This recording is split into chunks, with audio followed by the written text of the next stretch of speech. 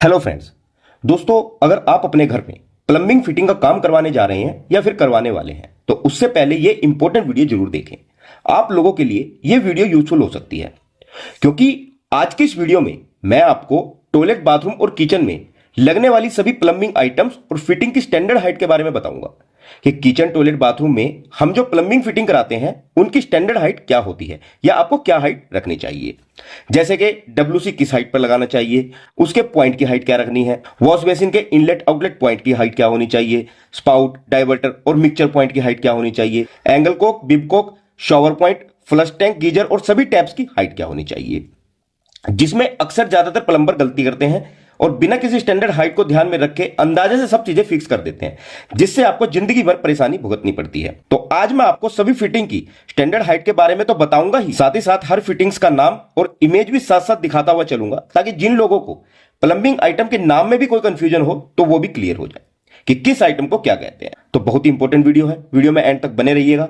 Notes बनाने की जरूरत नहीं है, वीडियो के लास्ट में मैं आपको पीडीएफ भी प्रोवाइड कर दूंगा। ओके फ्रेंड्स, तो चलिए फिर वीडियो को शुरू करते हैं बिना किसी देरी के। तो फ्रेंड्स, वीडियो में आगे बढ़ने से पहले मैं आपको बाथरूम के स्टैंडर्ड साइज के बारे में बताना चाहूंगा कि एक डब्ल्यूसी, वॉश बेसिन और बाथिंग एरिया को मिलाकर जो हमारे बाथरूम का स्टैंडर्ड साइज होता है वो 5 फीट बाय 8 फीट का होता है, यानी कि 40 स्क्वायर फीट से कम आपके बाथरूम का साइज नहीं होना चाहिए। और बाथरूम की सीलिंग यानी कि छत की ऊंचाई कम से कम इतनी तो हो कि कोई भी व्यक्ति बाथरूम में आराम से खड़ा होकर शॉवर ले सके। मींस बाथरूम की सीलिंग हाइट कम से कम 7 फीट तो होनी ही चाहिए। ओके फ्रेंड्स, आइए अब हम टॉयलेट, बाथरूम की सभी फिटिंग्स की स्टैंडर्ड हाइट के बारे में जान लेते हैं। अब यहां मैं जितनी भी हाइट्स के बारे में बात करूंगा ये सभी हाइट्स आपकी फिनिश्ड फ्लोर लेवल से रहेंगी, यानी कि फ्लोरिंग टाइल के ऊपर से। यह बात आप ध्यान रखना फ्रेंड्स। तो सबसे पहले हम बात करते हैं टैप्स के बारे में, यानी कि बाथरूम में आपकी जितनी भी टोटियां लगेंगी, जिसे आम भाषा में नल भी कहा जाता है, यह सभी आपकी होनी चाहिए 32 से 36 इंच, यानी कि मैक्सिमम 3 फीट तक की हाइट पर। सेकंड, हम बात करते हैं वॉश बेसिन की मेजरमेंट हाइट के बारे में। सबसे पहले जो हम बेसिन के लिए एंगल कोक का पॉइंट देते हैं, जो angle Coke wash basin, WC और गीजर सभी में यूज की जाती है। वाटर इनलेट के लिए इसकी हाइट टाइल फ्लोरिंग से 18 इंच होनी चाहिए, यानी कि 1.5 फीट पर। थर्ड, वॉश बेसिन का जो वेस्ट वाटर यानी आउटलेट का जो पॉइंट होता है यह भी फ्लोरिंग से 18 इंच यानी कि 1.5 फीट पर होना चाहिए। फोर्थ, बेसिन के आउटलेट पॉइंट और एंगल कोक के बीच में भी centre to centre minimum 6 inch का गैप रखना चाहिए, यानी कि आधे फुट का। फिफ्थ, जो वॉश बेसिन की स्टैंडर्ड हाइट होती है वह 32 इंच से 36 इंच तक रहती है, मैक्सिमम 3 फीट तक, जिसे हर आदमी इजीली असेस कर सकता है। सिक्स्थ, जो हम वॉश बेसिन के ऊपर बिबकोक का पॉइंट देते हैं तो इसका सेंटर फ्लोरिंग से 42 इंच पर यानी कि 3 फीट 5 इंच पर रहेगा, चाहे बिबकोक टैप सिंगल वाल हो या डबल वाल हो। नंबर 7 है ओवरहेड शॉवर, यानी कि जो शॉवर दीवार पर लगाया जाता है। इसकी हाइट कम से कम इतनी तो हो कि आपको ये एक जेंटल फ्लो दे सके, इसका जो नेचुरल फ्लो है, प्लेजर है, वो आपको मिल पाए। तो मिनिमम शॉवर की हाइट 6 फीट रखनी है और मैक्सिमम 7 फीट यानी कि 72 इंच से 84 इंच रख सकते हैं फिनिश फ्लोर लेवल से। और अगर आपको शॉवर इंक्लोजर, ग्लास पार्टीशन करवाना है तो आप शॉवर की हाइट पर जरूर ध्यान दें, क्योंकि ज्यादातर शॉवर कंपनियां इंक्लोजर की हाइट 7 फीट तक ही बनाती है। तो इस हाइट का ध्यान रखकर ही आप अपने बाथरूम को डिजाइन करें। नंबर 8, जब हम बाथरूम में वॉल मिक्सचर लगाते हैं जो ठंडे और गर्म पानी को मिक्स करने का काम करता है, यह आपको फ्लोर लेवल से 34 से 36 इंच पर रखना होता है, यानी कि मैक्सिमम 3 फीट तक की हाइट पर।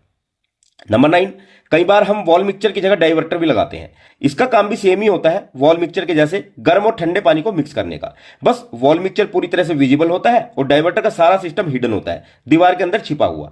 बस इसका एक नोक बाहर दिखता है। तो इसका जो अपर प्लेट का सेंटर होता है यह फिनिश फ्लोर लेवल से 42 इंच पर होना चाहिए, यानी कि 3 फीट 5 इंच पर। नंबर 10 है स्पाउट। अब यह हमें तब लगाना होता है जब हम डाइवर्टर यूज करते हैं, क्योंकि डाइवर्टर से पानी कैसे आएगा? इस स्पाउट से ही गर्म या ठंडा पानी आता है।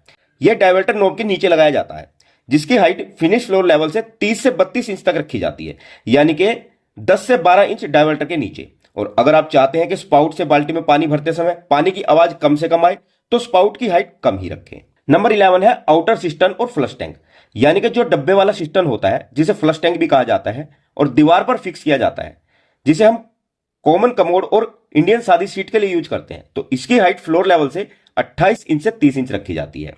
नंबर 12 है डब्ल्यूसी कमोड पॉइंट। जो वेस्टर्न कमोड सीट होती है इसकी दीवार से दूरी रहेगी मिनिमम 9 इंच और मैक्सिमम 10 इंच। 10 इंच से ज्यादा न रखें, नहीं तो पीछे से स्पेस बढ़ेगा और यह दिखने में भी अच्छी नहीं लगेगी। इसी पॉइंट पर आपकी सीट बिठाई जाती है। नंबर 13 है वॉल हंग डब्ल्यूसी।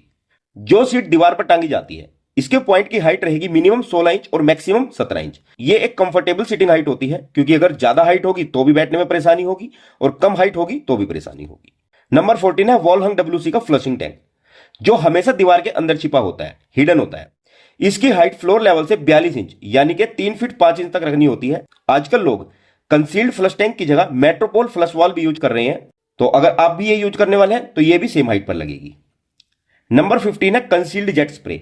जो वेस्टर्न टॉयलेट सीट में जेट स्प्रे लगाया जाता है फ्रेश होने के लिए, वह फ्लोर लेवल से 24 इंच यानी कि 2 फीट पर रखना है और दीवार से 20 से 22 इंच दूर रहेगा। नंबर 16 है हैंड जेट स्प्रे, जिसे हेल्थ फॉसेट भी बोलते हैं। यह भी फ्रेश होने के लिए लगाया जाता है। जो हेल्थ फॉसेट अगर हम कंसील्ड जेट नहीं लगवाते हैं तो लगवाया जाता है।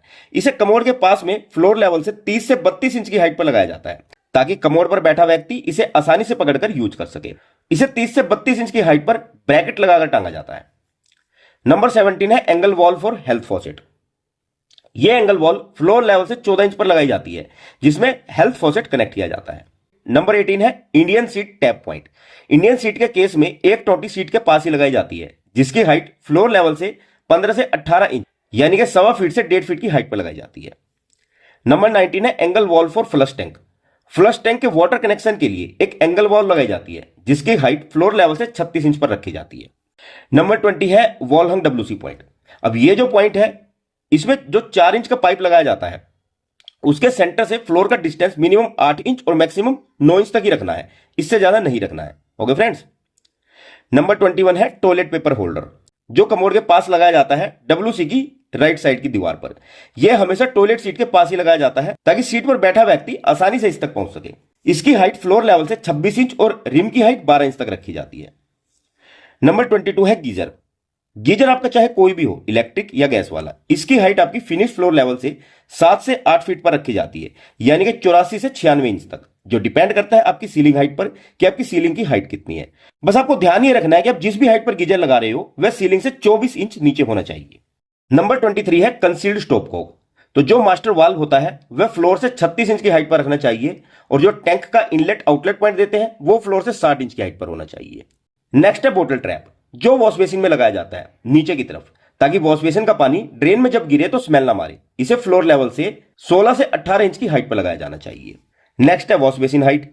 तो जो आपकी वॉश बेसिन होती है, इसकी हाइट फ्लोर लेवल से 32 से 36 इंच तक रखी जानी चाहिए। बाकी ये डिपेंड करता है वॉश बेसिन के मॉडल पर। नंबर 26 है नहानी ट्रैप। ये इसकी कोई हाइट नहीं होती, बस ये बाथरूम के कॉर्नर में लगाई जाती है 4 इंच बाय 4 इंच की जगह में, ताकि नहाने धोने का पानी इसमें स्टोर होकर बाहर जा सके और ये स्मेल ना मारे। नंबर 26, अगर हम वैनिटी की बात करें तो वैसे तो वैनिटी की हाइट जनरली यूज करने वाले पर डिपेंड करती है, जो न तो ज्यादा ऊंची रखी जाती है और न ही ज्यादा नीची। पर अगर वैनिटी की स्टैंडर्ड हाइट की बात करें तो इसकी हाइट फ्लोर लेवल से 36 इंच मींस मिनिमम 3 फीट तक होनी चाहिए। नेक्स्ट है मिरर। मिरर जो बाथरूम में लगाया ही जाता है। शीशे का बॉटम पार्ट मींस निचला हिस्सा हमेशा आपके कंधों पर आना चाहिए। मिरर की हाइट फिनिश फ्लोर लेवल से 66 इंच यानी कि 5.5 फीट तक रखी जाती है। नंबर 28 है सोप डिस्क।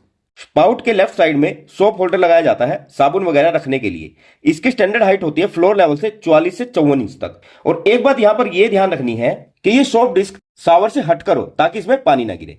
नंबर 29 है हैंड शॉवर, जो स्पाउट के राइट हैंड साइड में लगाया जाता है। इसकी स्टैंडर्ड हाइट फ्लोर लेवल से 52 इंच तक होती है। नंबर 30 है टॉवल रिंग। टॉवल रिंग की स्टैंडर्ड हाइट होती है 50 से 52 इंच।